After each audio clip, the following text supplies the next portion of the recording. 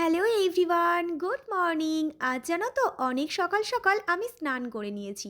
সেই যখন তাড়াতাড়ি স্নানটা করে নিয়েছি তাই ভাবলাম ঠাকুরের পুজোটাও দিয়ে নিই। ঠাকুর ঘরে চলে এসেছি, এসে ঠাকুরের বাসনপত্র ধুয়ে ফুল তুলে এখন বসে পড়েছি ঠাকুরের পুজোটা দিতে। ঠাকুরের পুজো দেওয়া কমপ্লিট করে এখানে দেখলাম মা কাটছিল মাছ। তো বাপি গেছিলো বাজারে, বাজার থেকে দু রকমের মাছ আর তার সাথে নিয়ে এসেছিল চিংড়ি মাছ। আর তার সাথে দেখলাম এখানে বেশ অনেক রকমের সবজি রয়েছে, বাঁধাকপি রয়েছে, বিটকপি, তার সাথে গাজর, শসা, আর এই প্লাস্টিকের মধ্যে রয়েছে পটল। আর সাথে ছিল বেগুন আর কাঁচা লঙ্কা। কাঁচা লঙ্কাগুলোর বোটা ছাড়িয়ে এই যে কন্টেনার ভরে রাখলাম।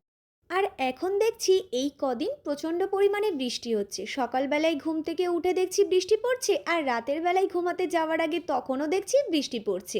আর আজকের বিকেলবেলাতে দেখছি যে একটুও বৃষ্টি পড়ছে না জানো। তো সেই জন্য ছাদে এসে একটু হাঁটাহাঁটি করছিলাম, আর সাথে ফুল গাছের টবটা জায়গা মতো রেখেও দিলাম।